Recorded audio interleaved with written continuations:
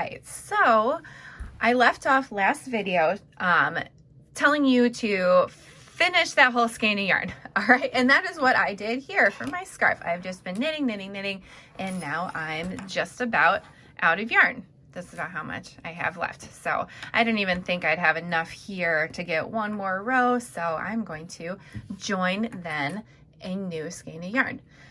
Okay, let me position my scarf out of the way because we just want to see that end only.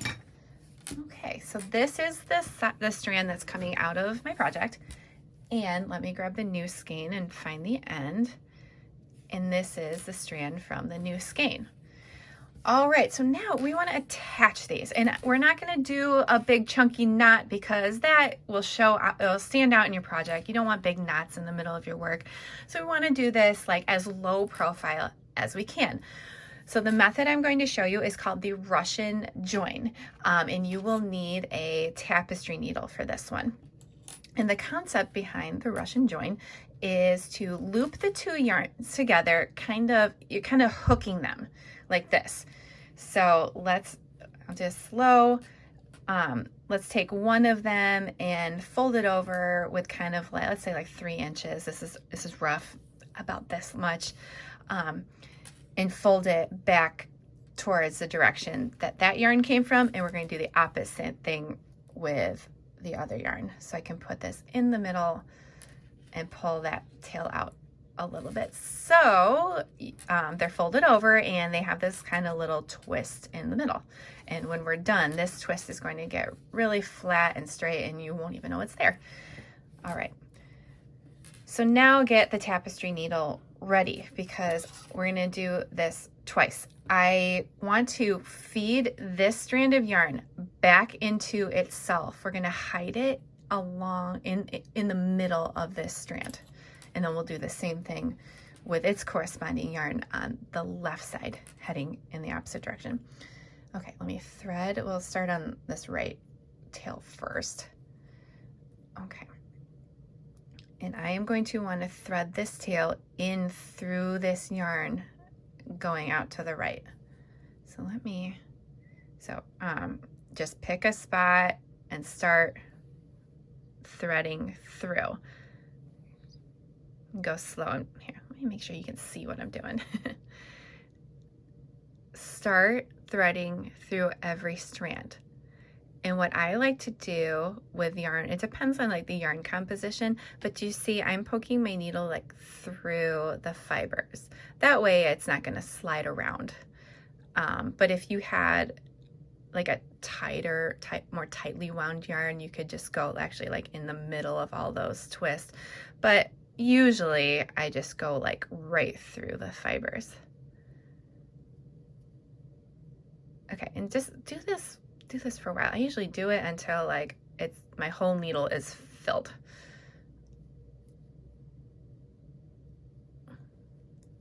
See, getting a lot on the needle there. So I'm gonna do just a little bit longer. Come on. Going very slow. Okay, that's about good. And okay. Important note, don't let that other strand of yarn fall out. We still need that in there because when I'm going to pull this tight in a minute and I want to, this yarn has to be through it. They both have to still be locked. All right, my needle is coming out here.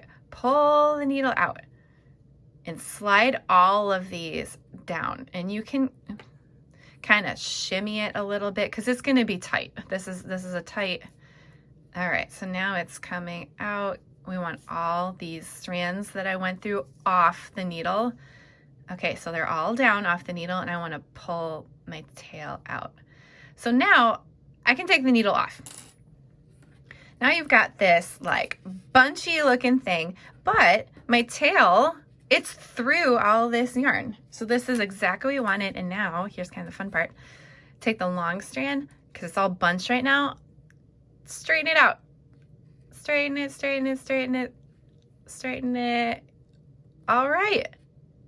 And it looks like it's just like doubly reinforced yarn, but it's all in there and secure. So this yarn is I'm pulling on this. This yarn is not going anywhere. This is not going to slide out. And my only suggestion is you might have a little tail, you might have the tail poking out a little bit. So take your scissors and just trim those ends and make it nice and clean. All right, so that was one side, but this one, and you see how the one that is unattached yet, it is fed through this center, like because we want these linked, remember? So let's do this exact same thing to this left yarn. Okay, so thread this tail through your tapestry needle. Okay, and I'm going to feed that yarn, and the same thing we just did. Let's feed this yarn through too. And we're just gonna do it enough where the needle is full, because it all straightens when you pull that at the end, that final like unbunching of it, like it'll straighten itself out. Okay, I'm feeding this, oops, I hope you can see me, feeding this through the strands. Like I want to grab like in between all these fibers. Almost done here. All right, I'll call it quits on that. That's good. And we want to get a little turned around here, but we want to slide all that bunchiness off the needle. So just give it a little pull, because like I said, it gets a little tight, but just make sure your needle comes through and out of it, and then pull that tail out. Okay, here's the fun part. I think this is the fun part. Pull, pull, pull. It's gonna unbunch, unbunch, unbunch. There you go. They're both woven. So I guess they're kind of from here to here. They're both woven inside of themselves, basically. So it wraps like this, and then you thread it through the center. And I'm going to trim this one again. And then also, so now you're ready to just keep knitting. Continue on with your scarf. This is going to seamlessly blend as a normal stitch.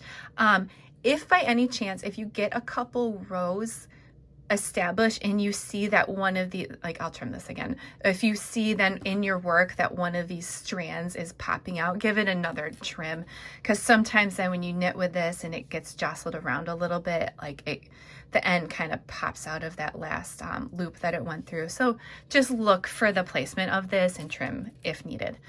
Okay, so now you are ready to continue with your second skein.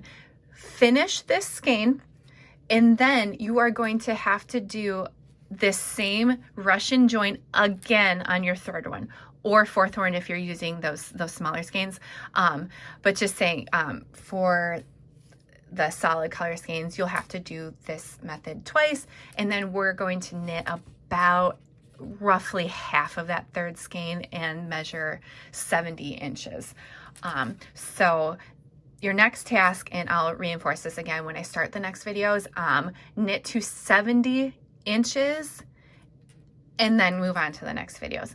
Okay, also the next video, it's not the bind off yet. I'm going to show you, I'll interrupt your knitting just a little bit to show you a little trick if you ever make a mistake. So head on to my fixing mistakes video. All right.